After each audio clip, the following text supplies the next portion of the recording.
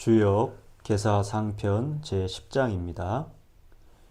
여규 성인지도 이사언하니 이언자는 상기사하고 이동자는 상기변하고 이제기자는 상기상하고 이복서자는 상기점하나니 시군제 장유위야하며 장유행야에 문원이 이언하거든 기수명야이 여양하야 모유원근유심이 수지래물하나니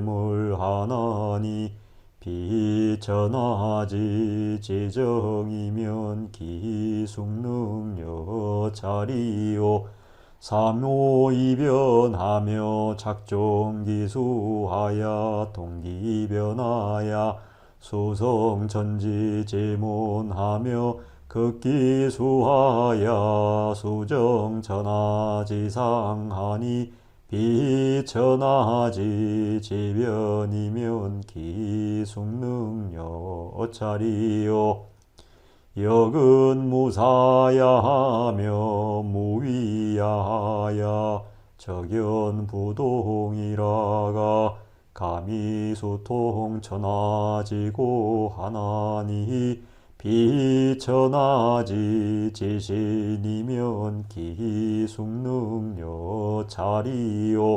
보역은 성인지 소위 극심이 연기하니 유심야고로 능통천하지지하며 유기야고로 능성천하지무하며 유신야고로 부질이속하며 불행이지 하나니 자활여규성인지도 사은제 자지위아니라 입니다.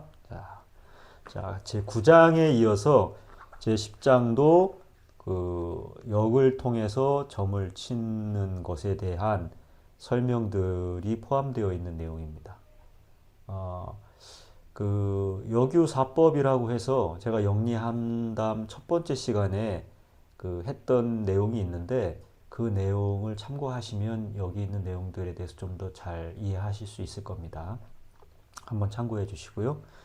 보면 이언자 상기사, 이동자 상기변, 이제기자 상기상, 이복서자 상기점이라고 해서 이제 여기에서 말하는 역은 주역 전체의 체계에도 있고 또 점서법으로서의 역에 대한 내용도 들어있는 것이죠. 그래서 본래 역이라는 것에는 그 말씀이 있어서 그 말씀을 따라서 우리가 어떤 언행을 지을 수도 있고 또 우리가 무언가를 하고자 할 때는 앞으로 그것이 어떻게 변할지에 대해서 예측해 볼 수 있는 그런 실마리도 있고 또 무언가 기물을 만들 때 이거 이제 중요한 얘기들이 설계전 가면 이 얘기들이 굉장히 중요해지는데 기물을 만들 때 팔교의 상을 취한다 라는 이야기입니다. 이때는 그러니까 64궤를 이루고 있는 그 대성궤, 육효로 이루어진 대성궤의 상을 취하기도 하지만 기본적으로 어떠한 그 기물들, 그러니까 우리가 어떤 사건을 구성하고 있는 사물들이나 사물의 형식들에 대해서 기본적으로 그것들이 8궤의 어느 부분, 어느 8궤 중에 어느 하나에 해당되는 성질을 가지고 있다는 것을 잘 이해하면 우리가 무엇이 필요한 것이고 어떠한 상황에서 어떠한 것을 활용해야 하는지에 대해서 알 수 있게 해주는 부분들이 있다는 것이죠. 이 얘기는 이제 앞으로 설계전에 들어가면 자세하게 아시게 됩니다. 그리고 마지막으로 예측하고자 하는 것, 미래에 대한 예측을 하고자 할 때 이 주역은 점을 치는 기능을 한다 라는 것입니다. 그래서 이 주역 책을 통해서 거기에 달려있는 성인의 말씀 또 어떤 이 변화의 이치들을 통해서 보는, 그러니까 성인의 말씀에 중요한 것은 괴사에 해당하는 것이고요. 효사에 해당하는 것은 이 변화의 말씀입니다. 그리고 상 자체를 물상으로 이해하는 것, 소위 말하면 괴상을 보고 그 물상을 이해하는 물상론에 해당하는 것이 이 제기자이죠. 그리고 마지막으로 제9장에서 했던 그런 서법을 활용해서 점을 치는 행위, 이것이 이제 이 복서자에 해당한다고 볼 수 있습니다. 이러한 것을 통해서 군자가 장차 무언가 행위를 하고자 하려고 할 때, 그럴 때 내가 구체적으로 말로써 무언가를 물을 것이 있다라는 건, 제가 지금 무엇을 하려고 하는데 어찌 되겠습니까? 라고 말로써 먼저 묻는 겁니다. 이제 그런 문점을 하는 행위 자체에 대한 것들이 앞에 9장에는 빠져 있잖아요. 거기는 이제 방법론만 되어 있는데, 여기에서는 구체적으로 내가 군자가 앞으로 어떤 행위를 하고자 할 때 그것이 어찌 되겠습니까를 정중히 말로써 먼저 묻는 겁니다. 이제 신에게 물을 때 그냥 내가 이런 일을 할 건데 하늘이야 뭐 내가 무슨 생각을 할지 뭐 알고 계시겠지, 그냥 점으로 쳐야지, 이렇게 하지 말라는 것도 포함됩니다. 반드시 인간의 행위이기 때문에 그 행위에 배속되어 있는 언어를 정중히 사용하라. 그래서 그 기수명, 그래서 거기서 나오는 점사를 하나의 천명으로 받아들여라. 이런 것이죠. 그 천명을 받음이 여향이다. 메아리와 같다. 울림과 같다라는 것은, 내가 먼저 말을 꺼내서 제가 이러한 것을 묻습니다라고 하면 그것이 저 하늘을 울려서, 천지를 울려서 메아리가 돼서 다시 내게 돌아온다. 그것을 여향이다라고 하는 것입니다. 그래서 무유원근 유심이라는 것, 이것은 내가 무엇을 묻든 그것이 가까이 내 일신상의 문제이든 아니면 천하사에 해당하는 것이든, 그것이 아주 깊고 오묘한 이치를 헤아리다가 그것에 대한 의문으로 묻는 것이든, 아니면 어떤 일상적인 변화의 흐름이지만 되게 중요한 일에 처했을 때 그것을 묻는 것이든 상관없이, 이런 여향, 내가 무언가를 정중히 묻고 그것이 하나의 울림처럼 다시 이 점법을 통해서 점사를 통해서 내게로 왔을 때 우리가 어떠한 것들이 닥칠지를 마침내 알게 된다라는 것이죠. 이렇게 묻고 답함 사이에 어떠한 간극도 없이 마치 메아리가 울리는 것처럼 그렇게 나에게 그 천명이 오니, 이것이 천하의 지극한 정미로움, 천하의 어떠한 지극한 정미로움이 아니라면 어찌 이 점법과 역과 더불어 이와 같이 우리가 능히 행할 수 있겠느냐라는 겁니다. 여기서 이것과 더불어 하리오라는 것은 이 점을 치는 행위, 점서법 자체와 이 점서법을 통해서 얻는 주역의 뜻, 이것을 말하는 겁니다. 그러니까 이처럼 천하의 지극한 정미로움이 개입하지 않는다면 그 누가 이렇게 주역의 점서법을 통해서 그러한 답을 얻을 수 있겠느냐라는 것이죠. 삼오이변 착존기수라 했는데, 삼오이변으로도 읽고 참오이변으로도 읽습니다.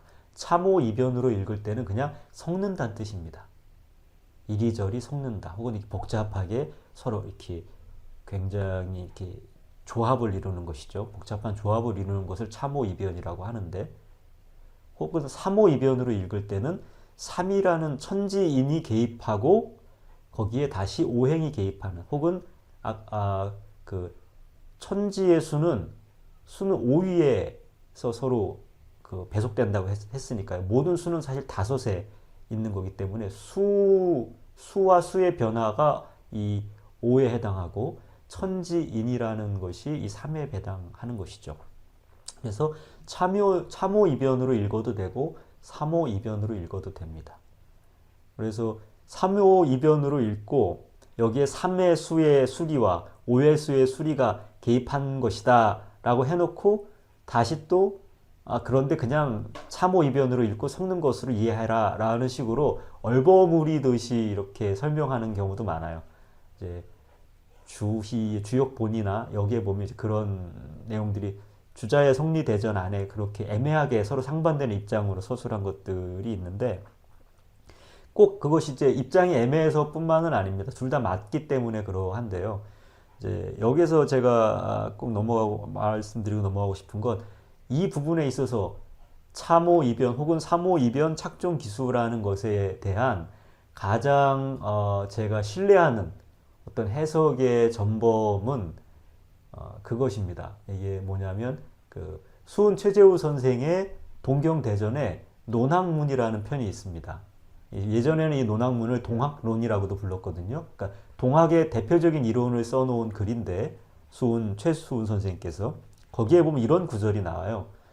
천위 오행지강, 지위 오행지질, 인이 오행지기다. 이런 표현이 나옵니다. 다시 말해서 천으로서 오행의 별의를 삼고 그 다음에 땅으로서 오행의 바탕을 삼으며 사람으로서 오행의 기운을 삼는다라고 했는데 이것이 이제 아주 전형적인 이 참호이변, 삼호이변 착종기수의 방법론을 보여주는 하나의 예라고 생각합니다. 아주 모범적인 예지요. 저도 삼호이변 혹은 참호이변은 천지인 이 삼극지도와 그 다음에 오는 굳이 오행이라고 표현할 필요는 사실 없지만 근데 이제 오행 자체가 오위이기도 한 것입니다. 수를 담는 그 그릇은 5개의 칸으로 되어 있는 것이니까요. 그래서 이 오행이라고 표현하자면 바로 이 삼극지수와 오행지수가 섞여서 착종기수 서로 그 수가 섞여서 그 이치가 섞여서 천지의 변화를 이루어낸다라는 것으로 이제 이해하시면 되겠습니다. 그리하여 통기변 수성천지지문이라고 했죠. 극기수 수정 천하지상 이것은 그런 것입니다. 통기변이라는 것은 이제 효변을 이야기하는 것이고요. 그리고 극기수라는 것은 그 변화를 헤아리는 것이죠. 여기서 극기수하는 것은 각각의 효에 달려있는 사상 6, 7, 8, 9라는 수로 이제 우리가 헤아려지는 그 수의 변화를 말합니다. 이것을 통해서 사실 그 괴상이 어떻게 변화하느냐라는 것이죠. 이 변화하는 괴상 그리고 이 변화하는 괴상에 달려있는 괴사나 효사 이런 것들을 천지지문, 천하지상이라고 이해할 수 있겠습니다. 그래서 천하의 지극한 변화가 아니면 누가 이와 같이 함께 하겠느냐. 역시 같은 것이죠. 그러니까 앞에 말했던 천하지 지정, 천하의 지극한 정미로움, 또 천하의 지극한 변화 같은 이제 내용인 것입니다. 역이 무사야 무의야라. 여기서 말하는 역은 역 자체도 되지만 역점을 치는 자의 마음가짐을 표현하는 것입니다. 여기서 말하는 역은 이제 문점으로서의 역이지요. 그러면 점을 치는 자는 삿됨도 없고 어떤 생각도 없어야 한다는 것입니다. 또 어떤 생각, 그러니까 무언가 좋은 점이 나오길 바라는 생각, 쉽게 얘기하면 혹은 어떤 좋은 결과를 얻고자 하는 생각 또는 어떤 나쁜 점이 나오면 어떡하지 하는 두려운 마음, 저어하는 마음 그리고 이것을 내가 이 점서를 펼칠 때, 점서를 행할 때, 좀 더 좋은 괴를 얻어야지 라는 식의 마음이 전달되는 것. 이런 것이 없어야 한다는 것입니다. 그리하여 점치는 자가 적연부동, 마치 이 우주와 역의 원리가 그러한 것처럼 적연부동, 그와 같이 적연부동이라는 것은 고요하여 움직임이 없음이죠. 그렇게 고요하여 움직임이 없는 적연부동의 상태에서 점을 치면, 서법을 행하면 감이 수통된다는 것입니다. 내게로 어떤 신명의 그 행사가 온다는 것이죠. 천명이 내린다는 것입니다. 그것을 감이 수통이라고 하는 것입니다.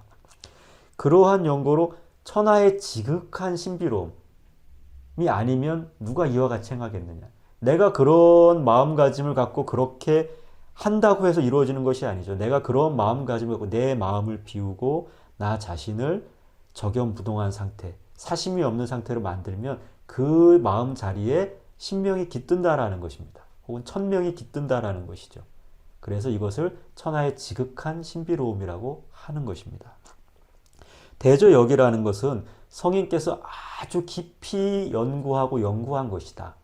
여기서 말하는 역은 역시 이 역을 점치는 법 그 자체의 역입니다. 주역이라는 하나의 경서와 이 경서를 활용하는 점서법이죠. 이것 자체가 어떤 우주 천지 자연의 지극한 도를 깨우치고 그것을 어떻게 활용할까를 연구한 결과라는 것이죠. 그래서 오로지 깊고 그런 거로 천하의 뜻에 통하고 또 오로지 은밀한 그 가운데 있으므로 유기야, 여기서 기라는 것은 아주 비밀스러운 어떤 기틀을 말하는 것이죠. 그러므로 천하가 이루고자 하는 모든 일, 천하의 변화의 어떤 과정, 이런 모든 것들과 능히 또 함께 가는 것이죠.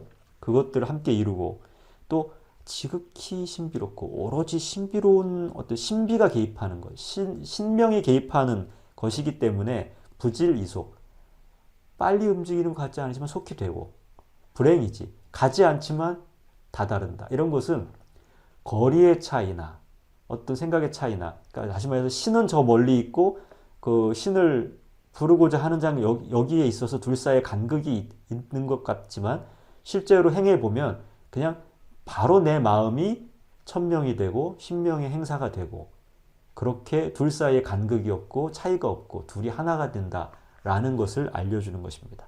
이와 같은 일이 벌어짐을 통해서 역을 통해서 묻고 답하는 행위가 이루어지는 것이다.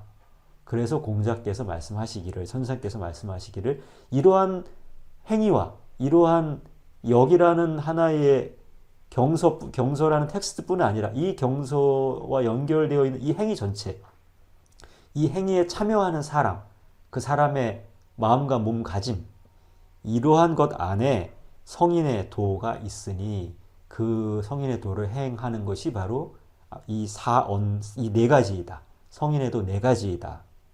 라고 결론을 짓고 계시는 것입니다. 그래서 이와 같다라는 것을 이제 이해하시면 되겠습니다. 제 10장은 여기까지 하겠습니다.